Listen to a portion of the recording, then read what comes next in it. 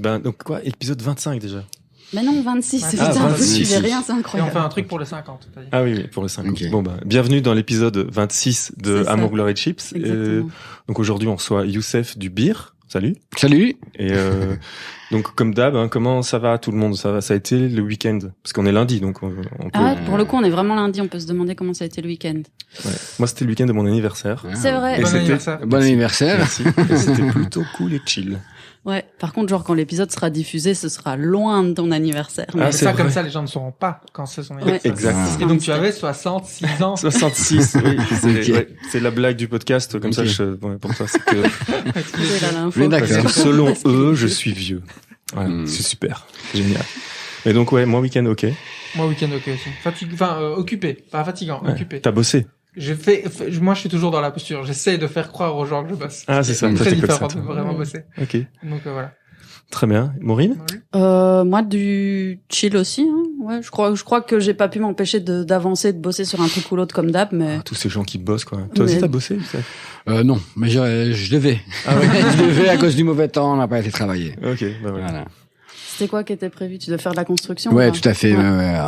Mini rampe dans un jardin. Ok. Ah ouais, donc parce que tu construis aussi des rangs pour d'autres. Oui, c'est assez nouveau. C'est vu qu'il y a le Covid et qu'on est fermé au public, Ouais. il fallait rebondir pour couvrir les frais de loyer, charges, etc. C'est ça. On s'est recyclé un peu dans la construction. On était déjà dans la construction, mais Ouais. voilà, on a commencé avec des petits obstacles à vendre en particulier, C'est ça. jusqu'à la grande rampe, à mini rampe quoi, C'est ça. dans le jardin. Ouais. Bah, on reviendra un peu sur l'histoire Ouais, ouais. du Bir, tout ça, hein, mais donc voilà. D'ailleurs, t'étais en train de construire quand on est arrivé. On t'a Un dérangé petit box. en train de Un petit box, construire un Voilà, petit tout à box. fait, bien Ouais. vu. Tranquille. Ouais, parce que Benjamin est skater, hein, donc il Ok. connaît un peu. Tu fus skater. Fut skater.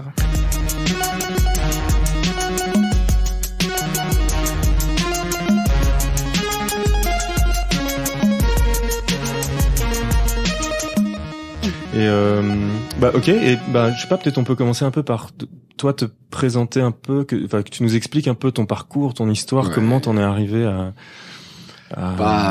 Je suis arrivé en fait, je suis du Borinage, donc je suis de Dour à la base. Je suis arrivé ici en 96 pour des raisons de travail, quoi. Voilà, pour Ouais. travailler. J'ai été maraîcher. Ok. Donc, Ouais. je Super. travaillais dans les marchés. Ouais, ouais. Voilà, j'ai un peu arrêté le skate à ce moment-là parce qu'il fallait bosser. Et puis j'en ai un peu marre de travailler tout le temps et je suis revenu dans le skate et voilà. Donc de fil en aiguille, bon, il y a une communauté de skate qui est assez grande à Bruxelles. Et voilà, et bon, on avait ce skatepark en Anderlecht qui existait et qui était pas mal. Donc Puis c'était quand t'es arrivé en 96. Ouais, je suis arrivé en 96. Ouais, Et donc c'est à ce moment-là, il y avait déjà un skatepark. oui, depuis longue date, je pense. Hein, et, il a fermé en 2002, donc à force de ne plus avoir de skatepark, on a essayé de faire des choses un peu légales avec un collectif qui s'appelait Brusque, dans Ok. lequel j'y étais, où on donnait des cours. Mais le but, c'était d'avoir un skatepark indoor, donc qui n'a jamais vraiment abouti. Après, avec des potes, on a fait vraiment de manière illégale dans un bâtiment abandonné. On a fait un peu de béton et des choses comme ça. Ça n'a pas duré. Ils ont cassé le bâtiment. Ok. Voilà. Après, j'ai trouvé un travail en tant qu'encadrant parce que je suis éducateur à la base. D'accord. Et donc, j'étais encadrant de jeunes en réinsertion professionnelle dans un bâtiment qui s'appelait le Bir. Ok.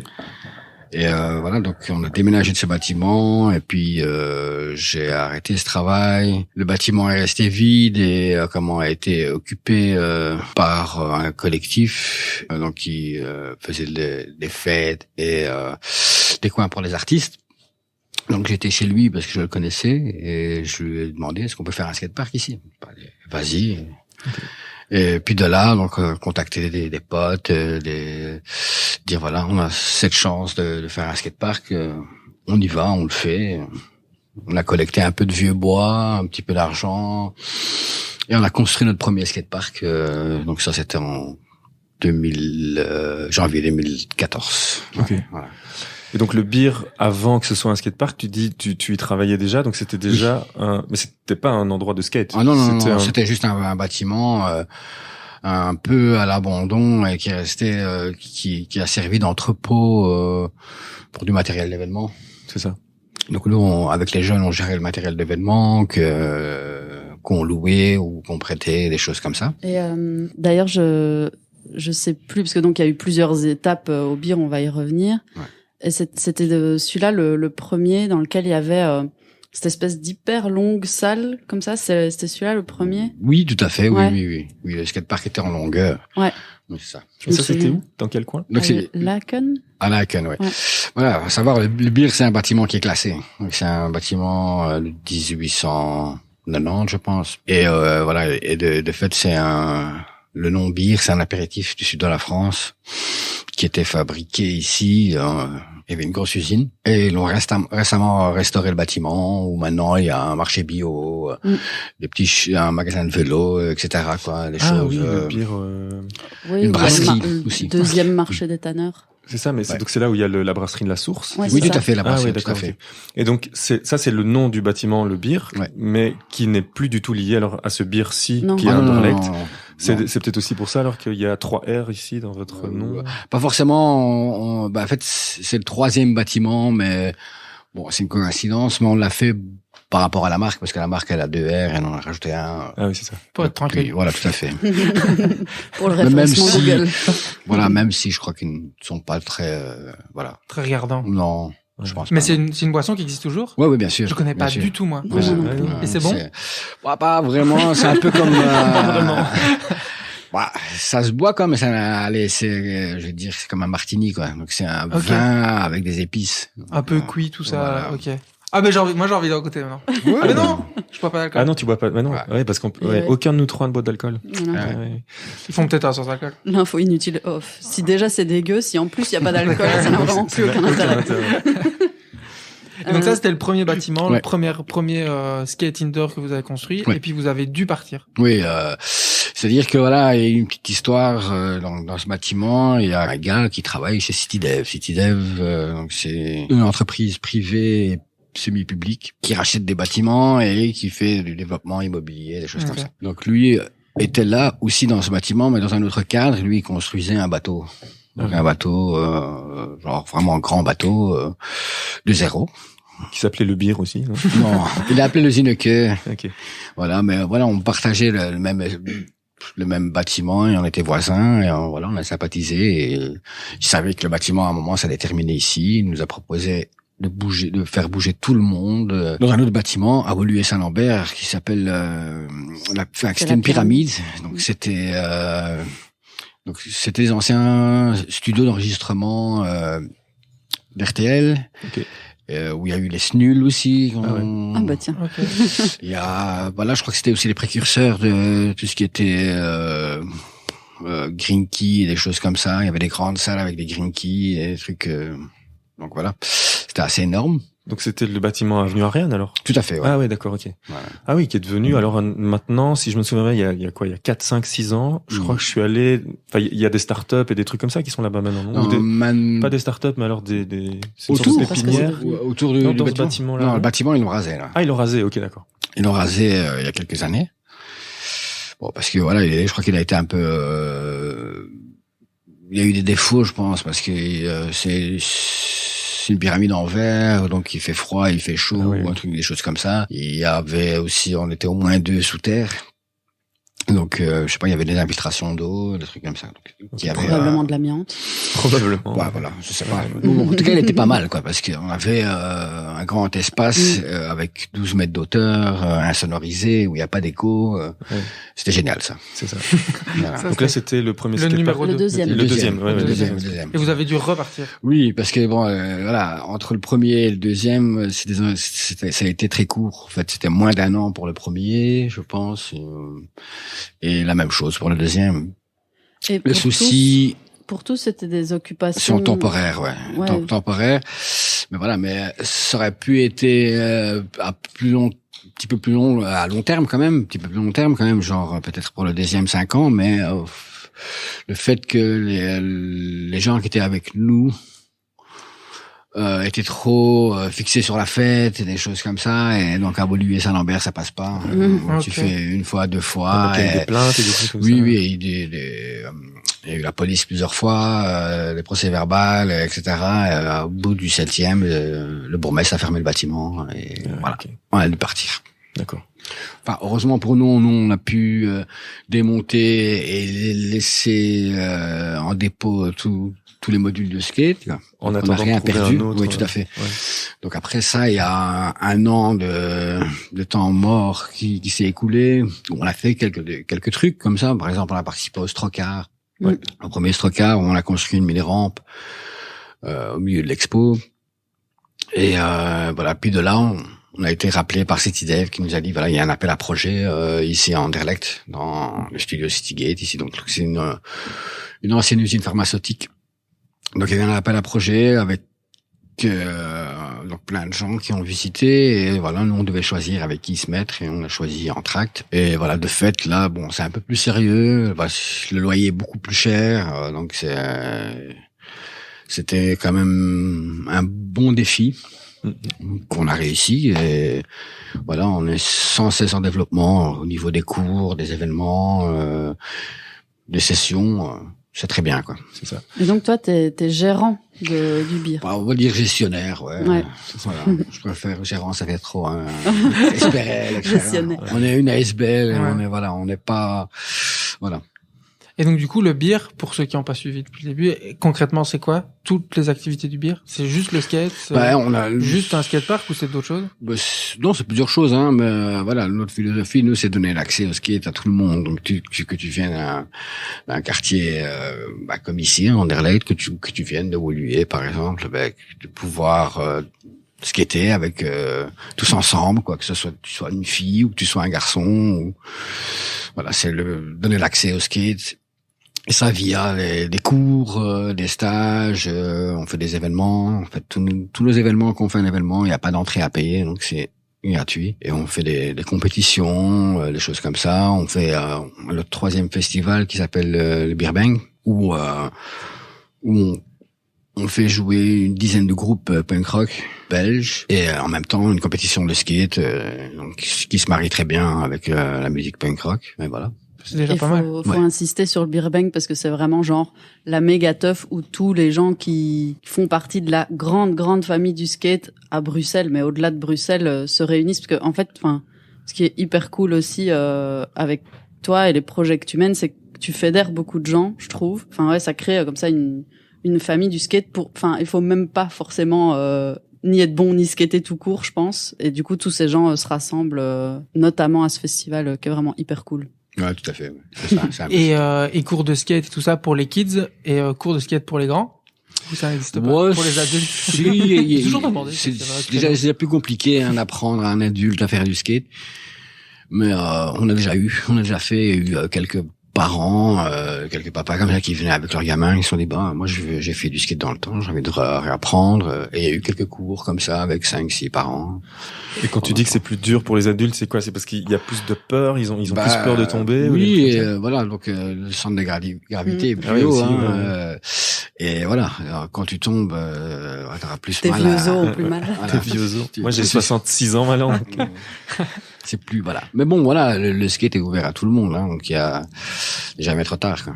C'est ça. Mais c'est aussi cool, je pense, justement, enfin, je reviens sur cette histoire de famille, et puis aussi, ça dure depuis un moment, et du coup, je pense à des gars comme Thibaut Lennartz, maintenant, genre, il vient skater avec son kids, je trouve ça hyper Ouais, tout à cool. fait. Ouais. Ils sont trop stylés. Et moi, par exemple, je connais pas Thibaut Lennartz. Moi non plus. Bah, voilà, Thibaut Lennartz, c'est un peu, c'est un skateur qu'on connaît. Moi, je l'ai connu, il avait 10 ans, Ok. donc une dizaine d'années au Mont des Arts, donc il était déjà, il était le petit parmi les grands. Ouais. Et voilà, il a eu son niveau, il a eu un très bon niveau où il a fait des compétitions, et il a eu des sponsors. Et voilà, il skate toujours autant. Maintenant, il a une petite famille et un bon taf, mais voilà, toujours dans le même esprit skate. Quoi. C'est ça. Mais donc, il a été pro skate. Oui. Ok. Moi, je me suis toujours posé la question comment ça se passe quand t'es pro en skate. C'est quoi le fonctionnement qui fait que tu en fais vraiment une profession, que t'as un salaire et tout ça? Voilà, t'es sponsorisé par une marque et la marque elle te paye à tes parutions, donc soit tu as une vidéo qui sort, soit tu as des photos dans des magazines, okay. soit tu gagnes des compétitions. Et à ce moment-là, tu reçois soit un salaire fixe, mais si tu as une compétition, bah, tu reçois en plus de l'argent, quoi. Ouais, Ta ok. marque. D'accord. Et tu dois plus dépenser d'argent en basket, en fringues et en oui, c'est planches. ça, ouais. Ni C'est tes fourni. Tout ça. Ni tes potes. Parce que, ouais. C'est clair. Et il y a beaucoup de pros en Belgique qui ont réussi vraiment à passer ce niveau, à être salariés. Oui, allez, dans le temps, c'était beaucoup plus rare, mais il y en avait quand même quelques-uns, et maintenant, ça devient beaucoup plus. Il y a même maintenant des Belges qui sont en Amérique, qui ont une carrière là-bas. Ok. Ah ouais. Voilà. Ils ont des bons contrats, que ce soit avec Vans ou Nike ou les marques de skate, donc planches de skate avec leur nom sur la planche, des choses comme ça, quoi. Et qui vivent là-bas aux États-Unis parce qu'ils sont délocalisés là, ou alors juste qui vivent toujours ici, bah, parce qu'ils voyagent. Bah, si tu veux réussir, il y a deux côtés. Donc à ce côté-là, si tu veux réussir, c'est là-bas que ça se passe. Ouais. Donc tu dois être là-bas. C'est ça. Et après, il y en a d'autres qui font les allers-retours et que ça leur convient de rester vivant en Belgique et d'y aller peut-être la moitié de l'année là-bas, quoi. C'est ça. Et alors peut-être pour rester un peu dans le domaine justement de l'argent entre guillemets autour du skate. C'est quelque chose qui t'intéresse beaucoup, toi. Non, mais c'est parce que L'argent. justement moi ça m'intéresse de voir comment une asso comme vous, là en l'occurrence je comprends qu'avec le Covid et le fait que ce soit fermé c'est compliqué, mais ça marche comment l'économie d'un lieu comme celui-ci, parce que tu parlais de loyer. Donc c'est quoi, c'est les gens qui viennent, qui doivent payer une entrée à la session, ouais, c'est ça. Et puis il y a des événements qui sont, tu disais qu'il y en a qui sont gratuits, mais il y en a qui sont payants, des stages, des trucs comme ça. Oui, les stages sont payants, donc ça paye le moniteur et un peu d'argent pour la sauce, et les entrées elles sont à 5 €, et des choses comme ça. On a un petit bar, Ouais, c'est ça. voilà, on fait des événements. Ça nous arrive parfois aussi de faire des tournages de pub, parce qu'on a un chouette skatepark aussi extérieur qu'on a loué alors pour des pubs. Voilà, ça arrive, quoi. C'est ça. C'est rare, mais voilà. Aussi à savoir, voilà, on n'a pas encore la possibilité d'avoir des salaires temps plein ou des choses comme ça. Ouais, Vous n'êtes pas encore subsidié ou Non. accompagné? On commence doucement. Ok. Doucement, après autant d'années, ça commence à venir. Super. Et sur la partie pérennité du lieu ici, c'est un peu plus moyen long terme ou... Oui, on nous avait promis 5 ans et ça va aller jusqu'à 6 ans. Donc on est encore là jusqu'à 2023, printemps 2023. Ah ouais, et après vous savez que vous allez devoir bouger. Oui. Et voilà, après la prochaine étape, c'est du long terme. Voilà, on continuera pas si on nous propose un endroit précaire. Non, on veut du long terme, minimum 10 ans, et rester dans le quartier ici. C'est ça. Oui. Avec peut-être alors la possibilité d'acheter un endroit ou d'un truc. Je sais pas, loin, pas encore, je pense Acheter pas. à Bruxelles. Non mais c'est ça. Non, mais c'est rester toujours resté avec les mêmes partenaires qui est CityDev et qui on est en très bon terme et ils sont contents de nous. Et donc je pense qu'il y aura moyen de trouver des choses avec eux. Et je continue alors dans Ouais, la question. vas-y. Et c'est alors avec je sais pas très bien la temporalité de ce truc, mais donc le skate est devenu une activité, enfin un sport olympique. Ah, on en a ça. déjà parlé dans un autre épisode. Ouais.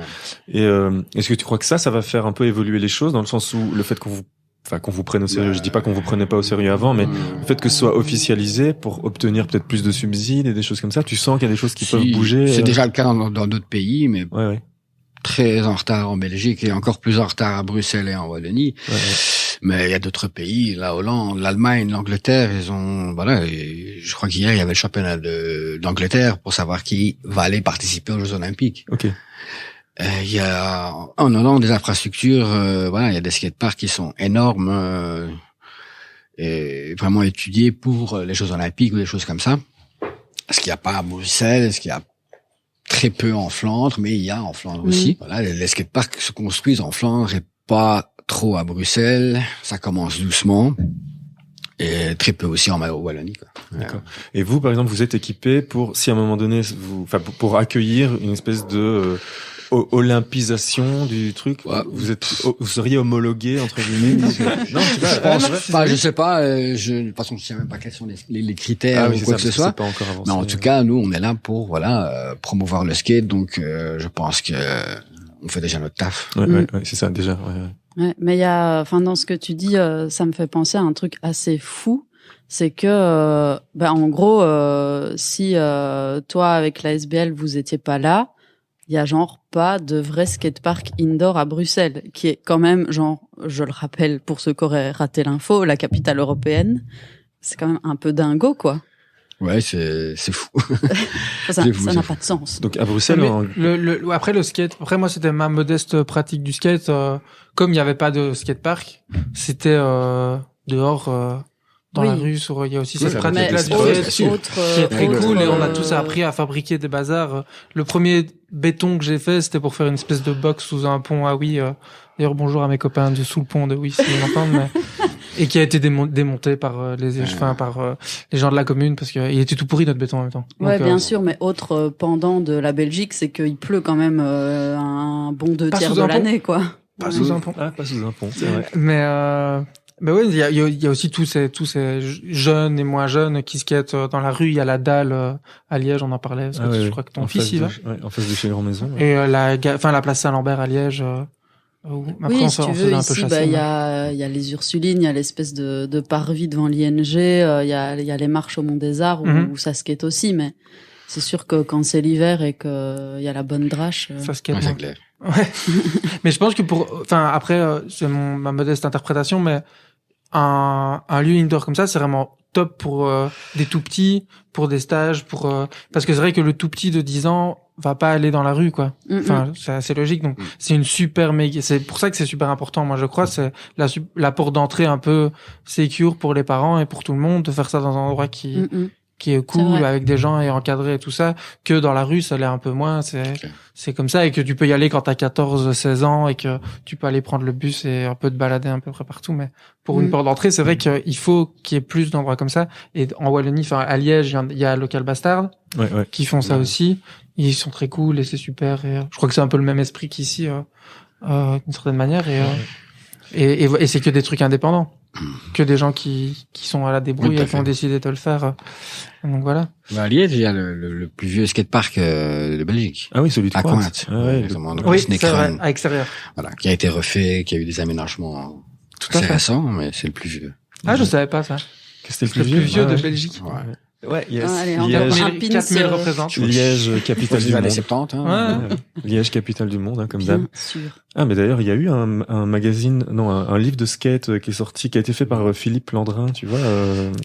Primitive Skateboard. Primitive Skateboard. 78. Un super bouquin avec la couverture en grippe. Je l'ai à la maison. Mais c'est parce que l'histoire de ce bouquin, c'est ils ont récupéré une espèce de caisse dans laquelle il y avait plein de photos de skate des années 70 avec une team belge, la A-Team ou un truc comme ça, je sais pas le nom, mais on mettra le lien vers ce projet. Super bouquin, disponible dans toutes les bonnes librairies, je pense. Et donc alors du coup, est-ce qu'il y a des liens entre les différents skateparks? Enfin, vous collaborez parfois sur des trucs? Oui, ça arrive, oui, bien sûr. Et même entre villes, quoi. Donc, c'est-à-dire qu'il y a des gens qui viennent de partout ici déjà pour skater. Ouais. Et inversement, je crois qu'il y a des gens de Bruxelles qui vont skater ailleurs. Quoi. Donc il y a un échange qui se fait, quoi. Pour ça, mais aussi pour la construction. Enfin, alors ça a pas un lien direct avec les villes, mais en tout cas, il y a des gens d'un peu partout qui sont venus filer un coup de main. Oui, ici sur le projet extérieur, donc le skatepark en béton qu'on a fait. Donc il y a une cinquantaine de personnes différentes qui sont venues. Il y a un pote de Malines qui a une entreprise de construction de skatepark. Il s'appelle Concrete Dream. Ok, ouais. Et qui a arrêté un jour de chantier et qui est venu avec toute l'équipe ici et on a travaillé tous ensemble. C'est ça. Donc eux, ils font que ça. Ils construisent des skateparks partout en Belgique ou en Europe souvent en Flandre. En Flandre. Très souvent en Flandre. Ok, d'accord. Voilà. Donc chaque petit village a son petit skatepark. C'est ça. Et donc justement cette collaboration entre les différentes villes qui viennent construire des podcasts, des skateparks. Tu m'offres un vol direct vers le Maroc parce que je sais que tu as été construire un skatepark dans une ville. Ça c'est une autre aventure. C'est une autre assoce. Donc c'est l'année avant qu'on construise celui à l'extérieur. Donc c'est Make Life Skate Life. Ouais. Donc qui est géré par Arne. Arne est un Allemand qui vit ici à Bruxelles. Ok. Et voilà, il me parlait du prochain projet, ce sera au Maroc, à Tarazout. Je dis, j'y vais parce que c'est un peu, le village de mon enfance où on allait en vacances avec mes parents. Et ça me tenait à cœur, donc on a été au moins 100 personnes. Ah ouais, ok. De partout dans le monde. Ouais. Mais quand je dis partout, c'est vraiment partout. Autant des Russes, des Japonais, des Allemands, des Danois, des Américains, des Anglais. Je sais pas. Il y avait toutes les nationalités, quoi. Et d'ailleurs, il y a, après ce projet-là qui était génial, donc c'était un skatepark qui s'est construit en 3 semaines. Donc il y avait non-stop du travail, donc ça travaillait tout le temps, du matin au soir. Et donc c'était génial. Et j'ai créé des liens là-bas avec des Français, Australiens, des gens super sympas, anglais, qui sont venus ici. D'ailleurs, qui sont passés. Certains ont passé 2 semaines, 3 semaines. On a dormi dans le skatepark et on construisait. Et ils ont kiffé. Et c'était génial. Cool. Et petite anecdote personnelle dont tout le monde s'en fout, j'ai été voir le skatepark quand je suis allée faire du surf à Tarazout parce que je savais que Youssef avait bossé dessus, et donc j'ai été le voir de mes yeux vus. Ah oui. Et t'as été skater dessus, non? Je ne skate pas. Ah, tu ne skates pas, non. Bah, pourtant, dans la voiture, tu disais, t'avais fait ollie et kickflip. Oui, quand mon centre de gravité était plus bas. Ah oui, c'est ça. Et du coup, moi, ma question, comment ça se construit un skatepark? C'est quoi les étapes pour construire un skatepark? Ça me semble tellement énorme comme chantier. Comment on dessine? Quelles les décisions à prendre? Ici, on a dessiné sur papier à main levée. J'avais fait un croquis comme ça, et après avec le noyau dur qui était sur la construction, on a discuté. Qu'est-ce que vous en pensez? On changerait ça, on ferait ça là, et des choses comme ça. Voilà. Après, il y a tout un travail aussi de créer une pente pour que l'eau s'évacue du skatepark, et décider du rayon, des courbes, des choses comme ça. Et après, on est parti, on s'est lancé, et voilà. On est content du résultat. On savait pas où on allait vraiment, mais on y est arrivé, quoi. Aussi, on a eu beaucoup de chance sur ce chantier parce qu'on a un ami qui a une société de démolition. Vu qu'on pouvait pas creuser, il fallait ramener du gravat. Okay. Donc il nous a ramené des conteneurs de terre. Et aussi il est revenu avec sa pelleteuse. Et avec la pelleteuse, il a sculpté déjà les formes en gros du skatepark, quoi. Okay. C'est un travail qui nous aurait duré, je sais pas moi, 4-5 mois, et ben ça a duré 2 jours. Donc c'était génial. Pour celui à l'extérieur d'ici. Ok. Donc il y a tout un travail de terrassement, des choses comme ça. Et après on vient poser des structures en bois auxquelles on met du ferraillage, donc pour que ce soit du béton armé. Et voilà, donc c'est partie par partie. Une fois qu'on coule le béton, il y a un travail de lissage à la main qui prend pas mal de temps en fonction de la météo, des choses comme ça. Et voilà. Et ici, pour le skatepark intérieur, il y a encore des modules qui sont là, qui datent du premier? Ouais.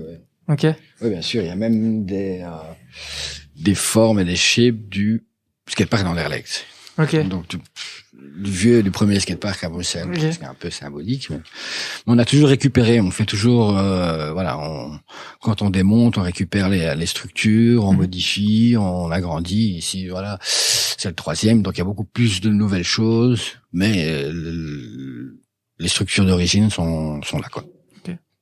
Et donc là aussi, tu parlais au début, t'es en train de construire une box, donc il y a des gens, des particuliers, maintenant c'est un peu votre échappatoire pour encore avoir des sous, des particuliers qui vous demandent de leur construire une box ou un truc, ou un machin. Oui, il y a des choses qu'on fait un peu en série, parce que ça marche, que c'est petit, donc ça va. Après, oui, il y a sur demande, c'est possible, quoi. Comme la mini-rampe, elle est sur demande, en fonction de la taille souhaitée, quoi. Et combien ça coûte une mini-rampe? Ça dépend. C'est un jardin, toi, tu veux une rampe dans ton jardin. Moi, avec Jérémy, mon collègue, on dit, un jour, il faut qu'on ait une mini-rampe dans un de nos bureaux. Ah oui, parce qu'il fait du skate aussi, Jérémy. Ouais, Jérémy fait aussi beaucoup de skate. Mais lui, il en fait encore beaucoup dans le parking de Belle-Île. Okay. C'est un centre commercial près de chez nous, qui est tout bien. Et, on s'est toujours dit, il faut qu'on ait une mini-rampe, pour aller faire 2-3 trucs, le temps de midi, quoi. Transportable, quoi. Tu la mets dans ton break. Non, pas transparent. On voulait la mettre au magasin, tu vois, donc où on a notre bureau pour le moment, il y a une grande cour et on voulait mettre une mini-rampe là, mais comme le bâtiment appartient à la ville, c'était moyen chaud. Puis on disait que ça pouvait être cool, comme ça les gens pouvaient venir et tout, que ça pouvait être un endroit chouette dans le quartier, mais ils ont dit non, parce que les gens qui font du skate, c'est des voyous. C'est des voyous. Et voilà, bref. Et sinon, moi, j'aimerais bien en mettre une dans mon jardin. Bah oui. Ouais, pourquoi avoir une terrasse alors que tu peux avoir une rampe de skate? Oui, c'est ça. Oui. Parce que ça fait les deux. Ta cohabitante légale va être ravie. En fait, elle, je crois qu'elle serait ok, mais je pense que les voisins seraient pas du tout ok parce que ça fait quand même un bruit de dingue. Ouais. Et genre le Ça peut être plutôt embêtant. Mais donc bref, combien ça coûte une nuit? Bah, ça dépend, hein. Ça dépend de la taille.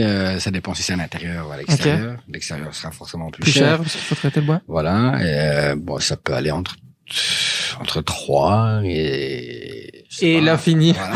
Ça dépend de la taille. Ah ouais, tout à fait. Voilà. Pour l'instant, on en fait une de 1,25 m sur 4 de large dans un jardin. Et je crois que c'est plus ou moins 4800. Ok. Super, bon à savoir. Voilà. Et du coup, tous ces trucs-là, t'as appris en faisant, quoi. Oui. Au début, on connaissait rien et voilà, on a appris sur le tas. Après, il y a d'autres potes qui sont venus, qui sont plus qualifiés et tu apprends de tes potes, quoi. Okay. Et sur les réseaux sociaux, je vois quand même souvent quand il y a des photos de toi qui construis des trucs ou des choses comme ça, le hashtag do it yourself, ça me fait toujours marrer. Ouais, c'est venu d'un pote anglais comme ça qui m'a dit, parce que il y a le do it yourself qui est à la mode, DIY, etc. Il m'a lancé ça, je fais OK.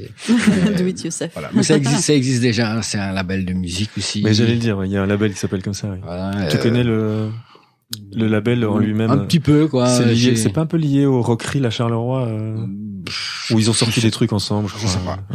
Je sais pas. Okay. Mais je crois que c'est un truc marocain en plus. Ah oui, ok. Voilà, c'est pour jouer. Enfin, je On pense ira investiguer. Ouais, j'ai vu, il y avait un groupe dont je viens d'oublier le nom, que je retrouverai, que je mettrai en description. Bah, ils ont sorti un truc ensemble avec un label qui s'appelle Mazout, un qui s'appelle Do It Yourself et un qui s'appelle Rockrill, quoi. Ok. Tiens, d'ailleurs, en parlant de musique, est-ce que c'était pas sur une des pochettes des Sons ou pas du tout? Il y a pas une photo de ta tête, de l'arrière de ta tête? Ah non, c'est un secret? Non, l'arrière de ma tête, c'est pas les Sons, c'est... c'est sur quelle pochette? J'ai oublié... j'ai oublié ce nom. C'est... Un groupe flamand? Non, parce que c'est bruxellois, en fait. Non, Sons of Disaster. Ah oui, ok, bruxellois. Ouais, d'accord. J'ai oublié, merde. En fait, c'est Tommy qui a fait la photo. Ouais, c'est une photo de Tommy. Voilà, qu'il a utilisé pour une pochette d'un album. Bon, on retrouvera. Pareil, on retrouvera ça dans les arcanes d'Internet. Et on mettra le lien. Et toi, tu skates depuis toujours et tu skates toujours? Ouais, je skate moins. Sorte de gravité, tout ça. Ouais, et les blessures, etc. Donc voilà, on n'est plus trop jeune et ça fait mal. Mais voilà, toujours un peu de plaisir. Bah alors pour revenir à l'histoire, alors comment t'es arrivé au skate à Dour d'ailleurs? À l'origine. D'ailleurs, il y a 2 épisodes ici, on recevait Alex de Dour, le programmateur du festival de Dour. Ah ouais. C'était il y a 2 épisodes, le numéro 24. Exactement. Donc coucou Alex, coucou Dour. Et donc toi t'es de Dour. Ouais. Et comment de là-bas t'es arrivé dans le skate? Il y avait une bande d'amis qui faisaient du skate. Donc moi je faisais pas de skate, mais voilà, je faisais de l'athlétisme. Okay. Et on m'a dit viens avec nous, on va faire du skate, etc. Bon, c'est la même chose. Voilà. tu vas transpirer aussi. C'est pareil. Plus. Non, voilà, et donc à savoir le skate c'est très onéreux. J'avais pas les moyens d'acheter une planche, on filait chacun les roues, les axes, une vieille planche et voilà. Puis de là c'est parti et j'ai plus jamais décroché. Et quand eux ont décroché, j'étais le seul à Dour à encore faire du skate. Okay. Quand j'avais, je sais pas, 15-16 ans, un truc comme ça. Bon, mais un peu plus. Je crois qu'ils ont arrêté vers 17 ans. Quand on avait donc 17 tu skatais tout seul à Dour? Oui, voilà. Okay. Ouais. Je skatais tout seul, ou après j'allais à Mons, à Saint-Guilain. Et voilà, et puis après je suis arrivé à Bruxelles. Donc, mais bon, je faisais moins de skate, mais quand même, quoi, tu vois, donc c'est... Bruxelles, c'est un peu quelque chose quand on habitait d'où, on prenait le train, on allait à Bruxelles, on allait au stand et on se faisait des missions comme ça à skate. Ok. Ouais, quand ça t'a pris, ça t'a plus lâché, quoi. Ouais, tout à fait. Un peu comme une... Et alors par rapport au lieu ici, il y a d'autres assos. Il y a le Volta qui est ici. Ouais. Il y a Café Congo, il y a la. C'est quoi le Volta? Là, c'est plutôt lié à la musique. Ouais. C'est des c'est ça. Donc c'est des locaux de répète, salle de concert. Voilà, ils promouvoient un peu les groupes émergents et les poussent. Il y a des résidences. Voilà, je crois qu'ils enregistrent aussi des albums, des choses comme ça. D'ailleurs, il y a aussi Paco et Nini qui ont leur studio ici. Oui. Pour l'enregistrement de musique. Ouais. Donc je disais Café Congo. Il y a la Petite Île qui est une salle de bloc. De blocs d'escalade. d'escalade, Ok, ouais. ouais. Il y Non, a- bloc Lego. C'est des gars, ils font des Lego toute la journée. Toute la journée, on fait des Lego. Qu'est-ce qu'il y a d'autre? Il y a, comment ça s'appelle, Wunderlect? Non, c'est pas ça? Wanderlect, Ouais. bon, c'est le potager qui est dans la cour. Il y a un Antidote qui est un bar-restaurant Ouais. qui aussi font des événements, des choses comme ça.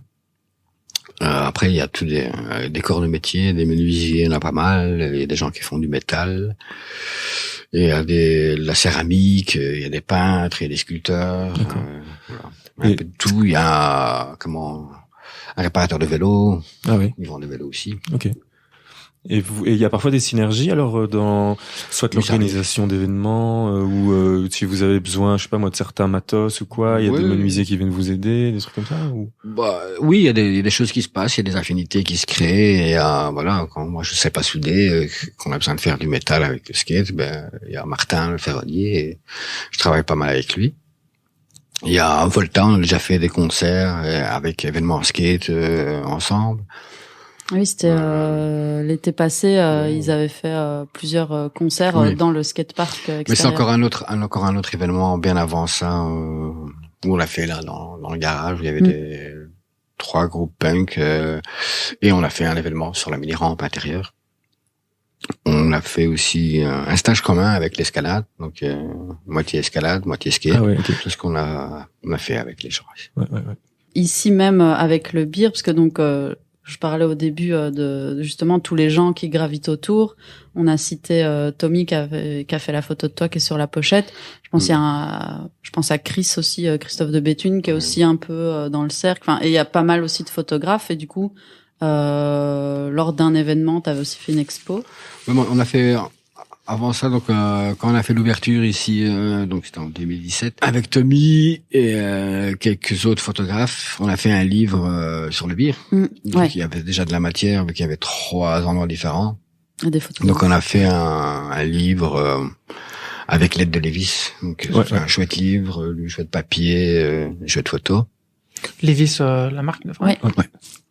Mais c'est notre premier sponsor qui nous a aidé à redémarrer le 3e beer. Et Et d'ailleurs, c'est pas est-ce ce que... livre qui est noir et Tout à fait. qui sent un peu en grippe de skate? Non, Enfin, le papier, il est on pas en un a peu... parlé le tout à l'heure, ça, cartonné. c'est Primari. Ouais, mais non. Et en fait, ce livre-là, super lien, on en a parlé avec Olivier Dangis pendant le festival de graphisme, Oui. parce que c'est lui qui a fait la Ah, la photogravure photogravure, de ce ok. truc-là. Et le papier, en fait, ce bouquin, genre, je sais pas combien de pourcents du budget total, c'était l'achat du papier, parce que c'était un papier de mais flasher total. je crois que le livre a coûté 45 € à la production Ouais, c'est ça. et on le vendait 50 €. Ah oui, c'est ça. Ouais. Donc c'était vraiment je crois plus pour Et l'objet. je crois que dans les 40, apparemment, il m'avait dit dans les 45 € du prix du production du bouquin, il y avait 20 balles de papier, tu vois. Ah ouais, ok. Ah ouais, c'est ça. Donc, Ouais. Genre, exagéré, Ouais. tellement, un super livre. Ah, en noir et blanc, c'est ça, on est là. Oui, tout à fait. Ouais, c'est ça. Ouais. Et donc Je les vois tout à photographes, fait. c'était, il y avait Christophe de Béthune. Je sais pas si Christophe était ah non. dedans Si, celui-là. il y a une photo. Ouais. Ok. Une photo. Ah oui, donc Mais- c'est plutôt Tommy, très surtout, collectif. C'est pas ouais. 3 photographes qui ont fait une sorte de. Non, c'est mais plutôt... la plupart des photos c'est Tommy. Mais il y a qui d'autre, je sais plus qui d'autre il y a encore. Ok, ben on retrouvera, Voilà, on on mettra retrouvera les liens tout pour ça. tout le monde, comme ça tout le Ouais. monde sera cité, ce serait super. Et donc, tu dis, Lévis, première marque qui vous ont accompagné, il y en a eu d'autres? Oui, avant ça, pour remonter à la base, il y a le plus vieux skate shop de Bruxelles qui nous soutient depuis le début Ah ouais. de notre histoire, Qu'on va qui citer est aussi. Ride All Day, Ride All Days, ouais. Ride All Days. qui a d'ailleurs 27 ans, ouais, je Ah crois ouais. depuis hier ou avant-hier. Bon Bon anniversaire. Ouais, bon anniversaire. Voilà. Donc, ça fait 27 ans qui tient un magasin de skate. Il a toujours soutenu la scène skate bruxelloise. Voilà, il nous a toujours aidé aussi avec ses moyens. Et puis on a eu aussi l'importateur de skate qui est Transint, alors qui nous aide aussi mensuellement ici depuis 4-5 ans ici, quoi. Ok. Donc, voilà. Donc, c'est une marque qui importe des skates. Voilà, d'ailleurs, oui, tout à fait, qui importe toutes les marques, Ok. que ce soit, voilà, en planche, en chaussures, en fringues. qui fait en- le hub pour redistribuer voilà. à tous les Un peu un skateurs. grossiste, quoi. Ok. Et c'est ouf d'aller là-bas. Franchement, c'est... Ah, tu peux aller dans la... Ah, dans- non, chez alors toi, grossiste tu ne peux pas y aller. Ah oui, ok, moi je peux pas y aller. Toi, tu ne peux pas y aller. Et moi, je peux y mais aller. ouais, c'est assez dingue. Tu vois, tout. Ah oui, Moi, toi, j'ai vu tellement des belles planches là-bas. Et j'étais un genre, toi t'y es allé par rapport à ton magazine de skate de l'époque. Oui, c'est ça. Drache. Tout à fait. Oui, On peut le dire. On le dit ou pas? On peut pas le dire. Mais pourquoi on peut pas le dire? C'était pas bien? Si, je crois qu'il y a eu le dernier, c'était sur le bière. Probable. Alors, ils en ont fait même pas vraiment un épée comme ça. C'est ça. C'était même pas c'était pas le magazine officiel. C'est genre un hors-série sur le beer qui est sorti lors d'un beer bank d'ailleurs. Oui, tout à fait. Qui était au premier beer. Ouais. Moi, je veux bien qu'on me raconte l'histoire de ce magazine parce que je le connais pas du tout. L'histoire complète du magazine, j'aurais bien du mal à te la raconter. Mais c'est ton magazine ou tu y travaillais? Non, je l'ai pas créé moi du tout. C'est Fuggy, qui est aussi un vieux de la vieille du skate belge. Et en fait, j'ai vu ce magazine un jour dans un skate shop. Et j'étais genre là, putain, trop stylé. Je vais envoyer un mail pour dire que j'ai envie de bosser avec eux. Fuggy était extrêmement content parce que c'était en mode DIY. Ouais, vraiment DIY. On n'a pas vraiment de journaliste un peu qui peut écrire des trucs et pareil. Bref, fast forward, personne n'a jamais été payé dans ce truc, bien évidemment. Et en fait, l'argent qu'on recevait, qui était donc les pubs qui étaient dans le magazine, servait à l'impression. Et c'était aussi un truc qui nous semblait toujours important, c'est de favoriser le fait que le magazine soit gratos, parce que ça fait un peu partie de la culture skate de pouvoir choper un magazine skate gratos, soit dans ton skatepark, soit dans ton skate shop. Donc jamais, on a essayé de fomenter tous les plans financiers possibles pour qu'à un moment on puisse avoir quelques dollars dans notre poche pour le travail qu'on fait, mais en fait c'était pas possible. L'idée de le rendre payant, c'était pas possible.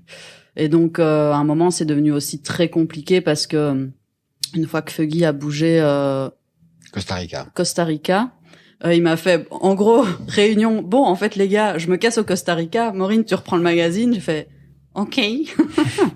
Sauf que Maureen, personne ne connaît. Quand j'appelle telle ou telle marque, genre ah oui coucou, vous nous refilez les thunes pour financer le magazine. Et là on me dit ouais non, alors par contre on veut plus d'exemplaires mais on va donner moins de sous. Et t'es là, ça va être compliqué en fait les amis.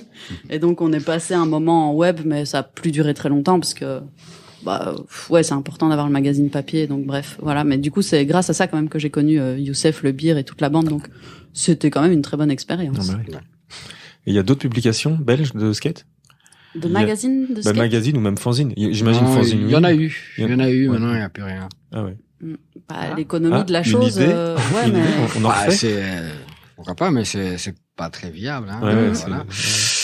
On n'est pas vraiment dans les projets viables. Non, c'est ça. C'est pas comme si on gagnait de l'argent. Même en général, hein, même que ce soit globalement, il reste plus que le trasher en fait. Ah ouais. Et il y a pas encore le Sugar. Le Sugar, je crois que ça existe encore. Ouais, mon fils est abonné au Sugar. Maintenant, il y a aussi un magazine européen qui s'appelle Free. Ok, je connais pas. Et voilà, qui travaille avec un peu toute la scène européenne. Donc il y a des photographes autant belges que d'ailleurs en Europe. Voilà. Et oui, il existe encore sous papier. Après, il y a eu des plus petits trucs qui existent. Voilà. Après, il y a un magazine qui s'appelle Forever Playground qui est très intéressant parce c'est une amie donc de Paris qui est très impliquée dans les projets à l'étranger. Donc, qui construit des skateparks et qui est pas lié à Make Life Skate Life. Non, parce qu'il y a plein, après que Make Life Skate Life existe, il y en a d'autres. Hein. Ouais. Il y en avait d'autres avant, il y en a d'autres. Ça, c'est un parmi d'autres. Ouais, il y a Concrete Jungle Foundation, il y a Wonder, Concrete Around the World. Le premier, donc la première organisation, c'est Skatistan. Ah oui, c'est ça. Voilà.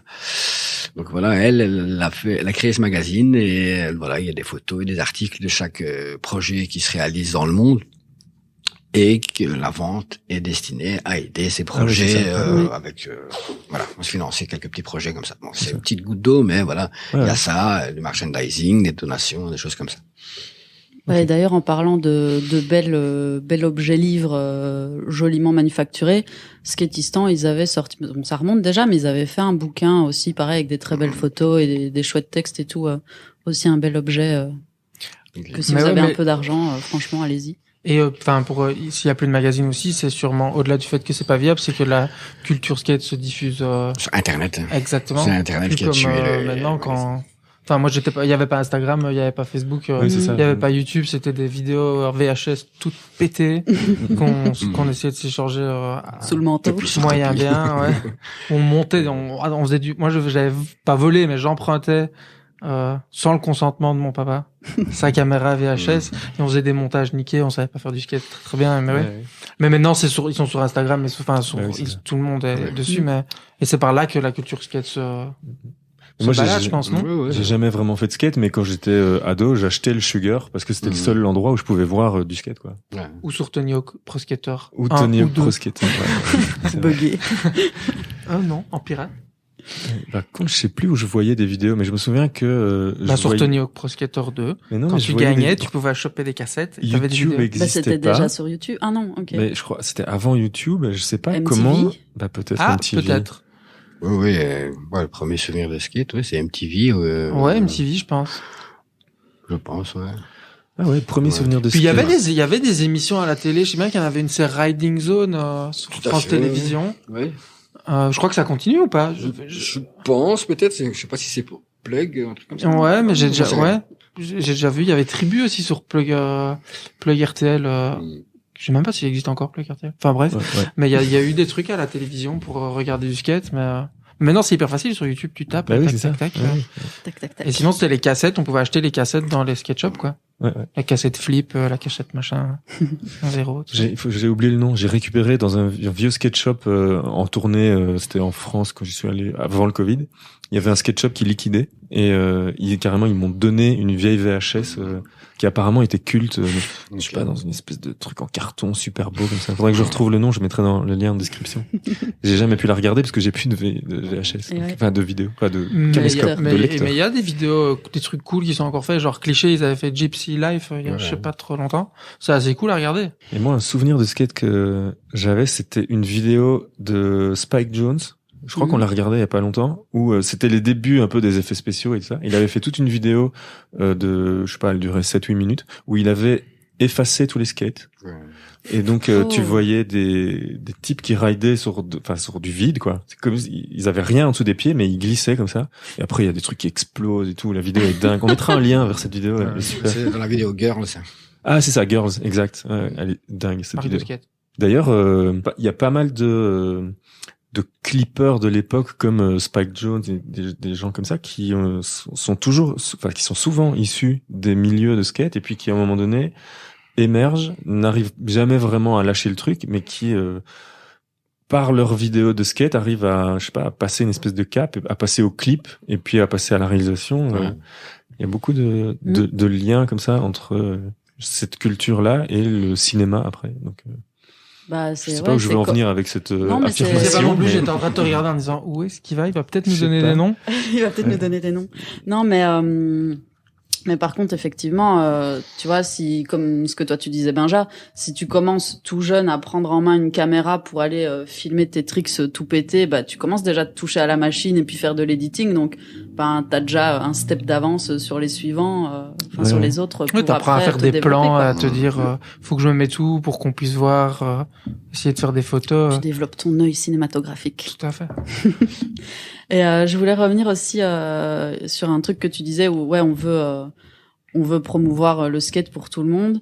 Je sais que, tu vois, d'un autre côté, si jamais j'avais rien eu à voir à faire avec le Drashmack, j'aurais fini par croiser la route de Youssef malgré tout, parce que, notamment, t'as permis au Pixies, qui s'appelle maintenant Bruxelles Roller Derby, de faire les entraînements des Fresh Meat ici. Ouais. Et il y a aussi les meufs de BXL qui viennent faire des stages, notamment ici dans les locaux. Qui vont d'ailleurs, à mon avis, je sais pas quelle heure il est, à mon avis, elles vont bientôt débarquer. Elles sont là depuis 7 minutes. Elles sont là depuis 7 minutes. Voilà. Et donc, j'en profite pour faire un SO à Daniela, Fatima et toutes les meufs beaucoup trop stylées de ce crew, de meufs qui défoncent. Donc du roller derby, c'est ça? Non, ça c'est les meufs du skate. Mais, d'accord. Mais coucou aux meufs du roller derby aussi. Hein. Je pense pour les meufs aussi, c'est un peu un safe space pour venir faire du skate et pas être genre dans cette jungle avec les gars tout transpirants qui te coupent ta ligne et qui en ont rien à foutre de toi quand tu débutes et que t'es un peu en galère. Ouais, c'est un peu. Enfin, j'ai remarqué ça. C'était au début qu'on était ici. Bon, il y a commencé à avoir quelques filles qui venaient faire du skate, un peu hésitantes, parce que voilà, quand c'est l'hiver, c'est rempli ici le skatepark et j'ai décidé, donc je pense que c'était dès la première année, c'est de créer des sessions réservées aux filles. Donc tous les premiers vendredis du mois, le skatepark est réservé aux filles en soirée. Et bon, je pense que de là, elles se sont rencontrées, elles se sont rendues compte qu'il y en avait quand même quelques-unes. Et je pense que de là, elles ont créé leur collectif qui s'appelle BXL. Voilà. Après, ils nous ont demandé si on pouvait faire des cours. J'ai dit, allez-y, venez, faites des cours pour les filles. Et ça se développe, quoi. Ok. Voilà. Et oh, quelle surprise! Quand Youssef a organisé ça, que s'est-il passé? Eh ben, il y a eu des ouin-ouin, évidemment. Oh, il y a eu des garçons qui sont venus se plaindre. Oh, bah, tiens, quelle surprise. Ah oui. Ouais, ben voilà, ça c'est. Comme toujours d'hab. quelqu'un pour se plaindre. Ouais. On sait pas. Il en faut, quoi. C'est ça. Sinon, c'est pas drôle. Oui. Sinon, Non. c'est que tu fais pas bien les choses si quelqu'un se plaint Et pas. non, mais c'est vrai, tiens, ça peut-être, en fait. C'est peut-être une super règle. Si personne ne râle, ça veut dire que t'as pas bien fait le Ouais, c'est vrai. Bah, bravo Youssef. Alors, t'as bien fait le truc. Merci. Ouais. Il y avait un autre truc sur lequel je voulais encore rebondir aussi, qui m'avait frappé justement à l'époque du Drash. On avait couvert l'étape belge du Vans Shop Riot, Ouais. et ça corrobore un peu tout ce que tu disais entre les lignes, c'est-à-dire que moi ça m'a choqué que genre il y avait aucune équipe FOEB Wallonie-Bruxelles de skate shop qui était représentée, quoi. C'était que des skate shops Ah ouais. flamands. Ouais. Ouais. C'est vrai. Bah ouais, la plupart du skate se passe en Flandre, hein. C'est que, voilà, la Flandre, elle a compris que le skate est quelque chose qu'il faut pas laisser pour compte et dire que ouais, non, c'est un truc de voyou ou des choses comme ça. Non, non, c'est une activité qui est importante pour la jeunesse et voilà, qui peut développer plein de choses. Ça, n'ont pas encore compris tout à fait. Donc voilà, s'il y aurait plus d'infrastructures en Wallonie, il y aurait plus de skate shops, il y aurait plus de skateurs. Mais ça commence aussi doucement. Là. Et donc tu penses que c'est lié au politique alors, c'est ça? C'est le politique flamand a peut-être plus oui, bien sûr, pris je pense, le train en marche. Bah, je pense que la Flandre elle est plus sous influence anglo-saxonne que française. Ouais. Donc voilà, donc je pense que c'est un peu ça. Et puis aussi, en fait, ce qui est avec ce genre d'activité discipline qu'est le skate, c'est que ça touche plein de choses, ça touche le sport, ça ce serait le plus facile, l'aspect social, l'aspect culturel, ce que tu pourrais dire tout ce que tu veux, voilà. Et il y a aussi un autre aspect, c'est l'aspect urbanistique. Il y a eu des super bouquins là-dessus sur le skater est un usager de la ville qui est souvent relégué comme un destructeur et qui est souvent mis sur le côté, mais ça a des impacts hyper importants. Si je devais être un peu méta, trop sérieux, mais en termes de développement territorial et tout, développement d'une ville, mettre un skatepark quelque part, c'est pas anodin en fait pour créer du lien, de l'activité, aménager un espace, en considération aménager une place d'une ville en prenant en compte du skater, ça peut changer énormément de choses, quoi, parce que c'est un usager et il y a plein d'autres usagers qui sont mis sur le côté, hein, le piéton, le cycliste. Oui, c'est ça. Comme tu penses aux cyclistes en construisant une ville, faudrait pouvoir penser aux skateurs. Quand tu construis une place ou même quand tu construis n'importe quoi, parce que c'est des usagers. Il y avait un livre des gars de Valence, ils ont lancé la maison d'édition B42. Là, et un des premiers livres, c'était déambulation d'un skater ou je sais pas quoi. Et c'était vraiment ça, le skater usager de la ville. Et qu'est-ce qu'il fait et qu'est-ce que c'est ça. Donc c'est pour ça, il faudrait que les politiques se rendent compte que ça peut être un catalyseur pour plein de sujets. Tu travailles sur un truc et ça rayonne sur plein d'aspects, quoi. Il y a une ville qui l'a compris, c'est Malmö en Suède.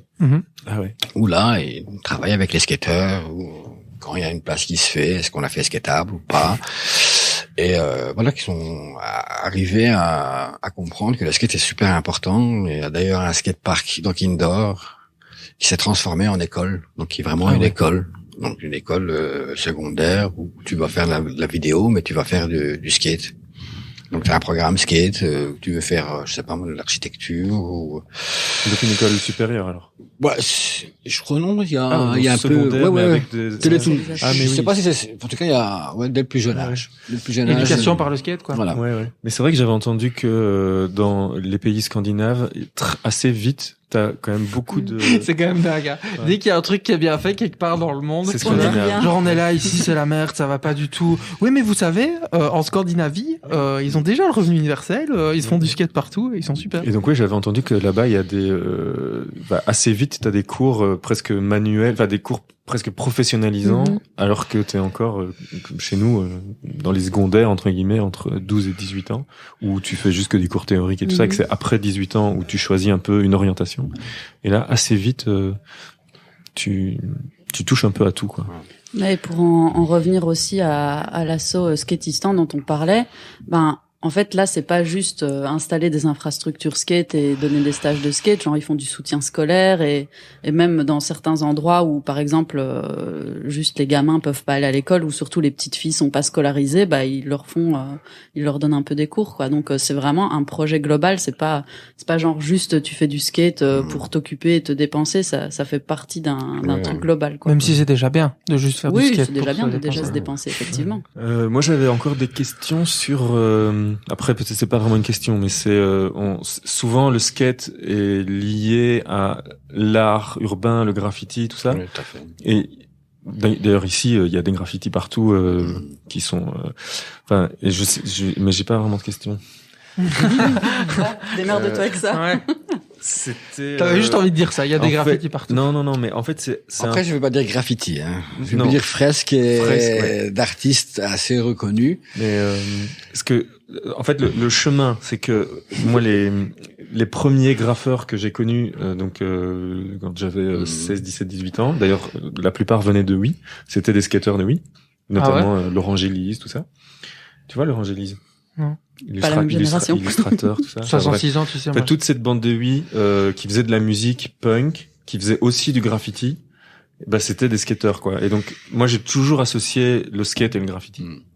Et ça rejoint un peu ce que je disais tout à l'heure par rapport à Spike Jonze, c'est les arts visuels. Donc Spike Jonze, après qui a fait de la vidéo et du cinéma, mais un artiste que je prends souvent en exemple aussi, un gars que j'adore, Geoff McFetridge, qui lui aussi vient du skate. Et j'ai souvent ce lien que je fais entre les arts visuels et le skate, le skate. Mais de nouveau, j'ai pas de questions. Tu dis qu'il y a un lien entre les arts visuels et le skate. C'est lié, parce que déjà, la planche de skate en elle-même, il y a un graphique derrière, il y a un artiste derrière. Ouais. Donc, je pense que le skate a vraiment multifacette, que ce soit dans le graphisme, la vidéo, la photo, plein de choses, quoi. Et donc, il n'y a pas de limite, la musique. Ouais, c'est ça. Et donc, c'est une vraie culture, en fait, tu vois, c'est une vraie communauté qui se tourne autour du skate, qui est un peu le dénominateur commun, mais après, il se rattache après avec toutes les disciplines et à tous les... Et c'est ça qui est cool, et c'est pour ça que les gens devraient y faire plus attention. Tout à fait. Après, est-ce qu'on fait un lien, vu qu'on parle d'art, avec The Skate Room? Moi, je connais pas bien. Je sais que j'ai un pote qui y bosse, Sébastien Alouf. Et par contre, je l'ai pas encore revu depuis, donc je ne sais pas trop c'est quoi son rôle là-bas, et je ne sais même pas exactement ce que c'est The Skate Room. Moi, on m'a expliqué ce que c'est. Ils vendent, en fait, ils font des reproductions d'œuvres d'art sur des planches de skate. Ouais, en gros, ou des, oui, c'est ça. Oui, tout à fait. Et du coup, ça coûte assez cher, mais une partie des ventes est reversée à des assos, notamment Skatistan, justement. Et après, ça dépend. Des fois, ils font des capsules qui sont vraiment pour une asso spécifique. Voilà, des choses comme ça. On est déjà, on est un peu partenaire. On a répondu à un appel à projet de leur part et on a été choisi. On a reçu un montant qui est de 4 000 € pour donner des cours gratuitement à des assos ici dans le quartier. Mais bon, un peu plus difficile avec le Covid parce que c'est difficile de le faire. Mais voilà, on fait ça tout doucement, quoi. Et d'ailleurs, cette question sur le quartier, justement, donc avec les jeunes qui habitent le quartier, est-ce qu'il y a une espèce de dialogue, de dialogue, mais plutôt de synergie entre... C'est difficile, ça prend du temps. Ça prend du temps. Ça commence doucement, voilà, il y a quelques jeunes du quartier, mais pas énormément. C'est un peu normal parce que pour eux le skate c'est un peu étranger. Dans chaque quartier ici à Bruxelles, il y a un terrain de foot et un terrain de basket, mais il n'y a pas de skatepark. Parce que c'est après c'est pour faire des gros raccourcis, mais pour revenir sur la musique, donc le skate est plus lié à une culture punk rock, on va dire, mais qui depuis plein d'années aux États-Unis, en tout cas, depuis plein d'années aux États-Unis, qui a commencé à se greffer au hip-hop. tu vois, des types comme Tyler, the Creator, qui sont des skateurs nerds, qui font du BMX, du skate, enfin, Pharrell Williams, tout ça. Et donc, est-ce que c'est pas, alors, du coup, cette vague qui vient des États-Unis d'il y a 10-15 ans, qui commence à arriver, alors, ici, pour, Hip-hop skate. Ouais. Il y a L'Homme Pâle qui est un très bon skateur. C'est vrai. Ah ouais. Ouais. Il est déjà venu ici skater. Et il est Ça venu, va ouais, il est il a venu fait le skater. flip Oui, skate tour. Il avait, je connaissais même pas. Il y avait un concert, je crois. Il avait un concert à Bruxelles et avant son concert, il est venu avec ses potes faire du skate. Puis je voyais tous les gamins qui demandaient des autographes. Ah d'accord. Et L'Homme Pâle, ça file en playlist. Et hop, la Allez. playlist. Ouais, bonne musique. Bah Il ouais. paraît que c'est un très bon skateur. Ouais. Ouais, Genre il était pas mal. Ouais. Ok. Ouais. Donc oui, Et, donc je crois que c'est intimement lié au fait aussi que ouais. Oui, bah, Ouais. parce que ce sont des cultures, underground, de base, et puis, Ouais, tout qui à fait. se lient les unes aux autres, quoi.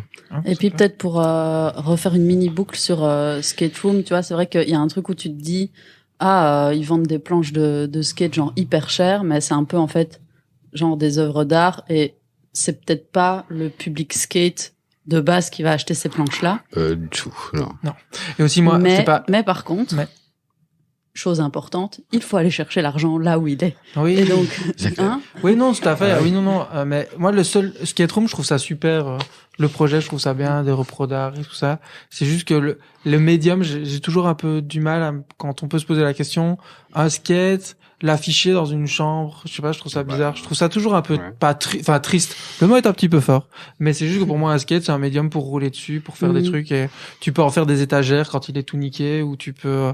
On a affiché nos skates cassés, celui qui faisait le malin, qui avait le plus de skates cassés, tout ça, mais je sais pas, c'est un truc. que ça doit vivre. Ça me tripote un peu de me dire que ce truc est tellement génial, qui coûte super cher. Je me souviens, mon père m'engueulait quand j'en cassais une et que je devais retourner à la Glisse. C'était le skate shop de Liège, qui n'existe plus maintenant. Il n'y a plus que 6K. Et je voyais que ça le faisait un peu chier de me racheter une planche de skate tous les mois parce que ça coûte, à l'époque, ça coûtait 50, 60 euros, même un peu plus. C'est déjà un sacré budget, C'est un quoi. budget. Et donc voilà. Et puis celle du skate room, elle coûte encore plus cher. Ouais, mais donc Ouais. c'est ça, c'est pas des planches à rider du tout, c'est Oui, après, c'est des vraies œuvres d'art licenciées au nom de Mhm. l'artiste et tout ça. Donc, si t'achètes une planche de, je sais pas moi, Keith Haring, c'est un vrai Keith Haring, entre guillemets, que t'achètes, quoi. Oui, mais pourquoi pas la mettre sur une toile alors et vendre un vrai ring et prendre toutes les planches de skate et les donner à des kids et... Oui, peut-être, je sais pas. écoute. Allez, empêcheur de tourner en rond ici. Mais au-delà de ça, je crois que c'est un projet super et j'ai jamais été dans le magasin et j'ai jamais vu une planche de skate room donc je sais pas. Mais, voilà. Petite question Bah, que on je me ira posais. voir, hein. Mais oui, et allez acheter, si vous avez les sous et que ça vous fait plaisir, achetez plus des planches de ce skate room que de la drogue, par exemple. Oui, ou des reproductions chez Ikea. Oui. Ouais. Ouais. Et d'ailleurs, on va glisser vers les recos. Oui. Et c'est en lien. Première reco, moi, que je voulais faire, c'était, si vous avez un peu d'argent, allez soutenir vos skate shops locaux, parce que là, c'est quand même un peu la grosse galère pour tout le monde. Et si vous faites pas de skate, ils vendent des t-shirts, ils vendent des baskets. Il y a moyen de trouver quelque chose qui vous ira bien. Et d'ailleurs, pareil aussi pour vos artistes musicaux locaux qui ne peuvent plus faire de concerts, acheter du merch, des albums, c'est quand même vraiment sympa de soutenir les gens comme ça. Excellente recommandation, Maureen. I know. Je suis un peu corporate. Et autre recommandation, et là ça fait lien avec ce que tu disais que maintenant le médium du skate, c'est les réseaux sociaux. Alors vous allez vous foutre de ma gueule encore sur la prononciation parce que soit je vais la faire à l'espagnol, soit à l'american et ça va être ni l'un ni l'autre. Mais il y a, alors Youssef va pouvoir m'aider, je sais pas si c'est Rion ou Rion. Ryan. Mhm. C'était même pas, entre les deux. Entre les deux. Ryan. Et en fait, j'aime bien sur leur compte Instagram. Donc, ils ont plusieurs petits formats. Et il y a le High Five où du coup, ils reprennent 5 bouts de vidéo de tricks complètement fous que des skateurs ont fait. Et j'adore trop regarder ça parce que, c'est comme quand tu te retrouves dans un skatepark et que quelqu'un rentre un tricks complètement fou. Tout le monde s'enjaille et tape sa planche et c'est trop excitant. Et du coup, j'adore regarder ces petites vidéos-là et où du coup, t'entends les gens gueuler derrière qui sont trop contents. Donc voilà, ça c'est ma reco, le compte Instagram de Ryan. Mais Ryan, on travaille avec eux, hein, en fait. C'est eux qui donnent les cours et les stages ici. Voilà, je sais pas, recommandation. Si tu veux prendre encore le temps de réfléchir, moi j'ai une recommandation. Vas-y, je t'en prie. Moi je l'ai revu il y a pas longtemps, donc un film de Jonah Hill qui s'appelle Midnighties. Ah oui. Ah, c'était ta reco, Baja? Non. Non, ok. Et ça rejoint un peu ce que tu disais tout à l'heure quand tu cherchais des gens pour ce qui était avec eux et tout ça. Donc là, c'est l'histoire d'un gamin qui débarque dans une ville avec sa mère et qui, à un moment, arrive dans un skate shop et commence à fréquenter un peu les gars du skate shop et se lie vraiment d'amitié. Et au départ, forcément, oui, il y a un peu ce côté voyou, tout ça. Donc sa mère est pas trop d'accord. Et puis finalement, Surtout que lui est beaucoup plus jeune que les autres. Oui, il est beaucoup plus jeune, beaucoup plus casse-cou. Aussi. Et finalement, on se rend compte que c'est vraiment des gens gentils, des bonnes personnes, les skateurs. Et donc, super film. Et puis, voilà. Et d'ailleurs, dedans, il y a Olan Prenat, qui est un des skateurs, celui avec les longs cheveux bouclés, ouais, c'est ça, ouais. Qui est hyper stylé. Ouais, voilà.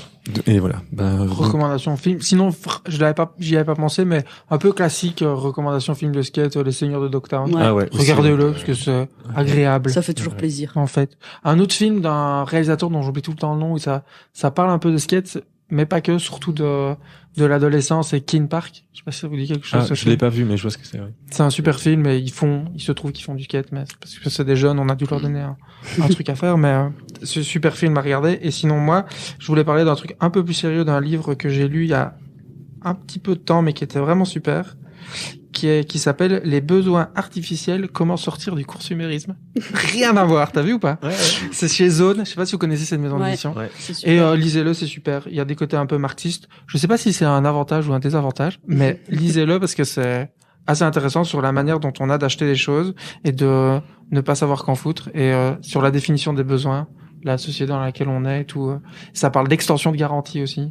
Okay. Et de garantie. D'accord. Et de tous ces objets qu'on a et qu'on sait pas quoi en faire. À lire, c'est assez cool.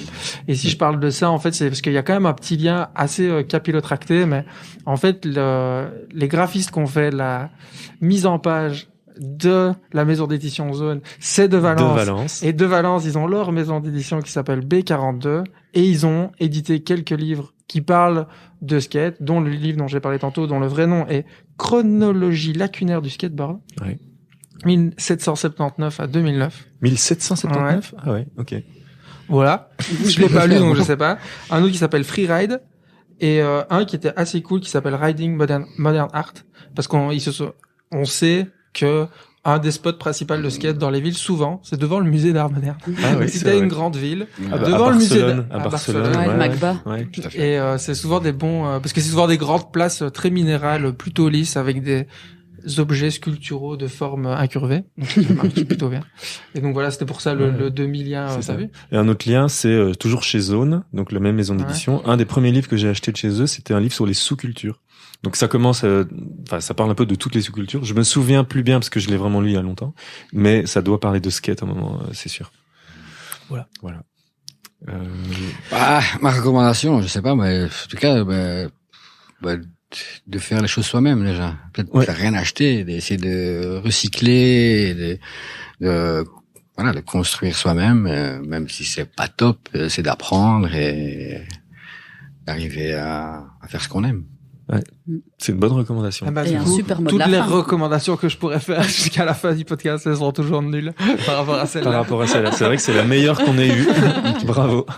Super. Je crois qu'on a fait le tour de tout ça, hein. Yes. Ouais. C'est super. Merci beaucoup. Merci. De rien. C'était C'était intéressant. Chouette.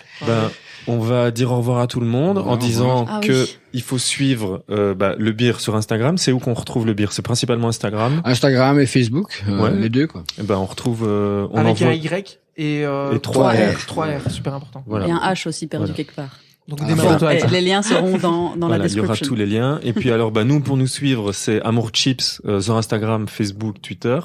Et on a un Patreon. Donc si ce qu'on fait avec les podcasts, ça vous plaît et que vous avez envie de soutenir le podcast et qu'on puisse en faire encore d'autres et des nouveaux, n'hésitez pas à lâcher vos 3 € ou 9 € ou 18 € par mois pour nous soutenir sur Patreon. Et on fera un bon usage de votre argent. On ira faire des interviews et des discussions avec d'autres gens super et superbes. Merci beaucoup. Merci. À bientôt. Bisous. Salut. Salut, ciao. Bye. Salut.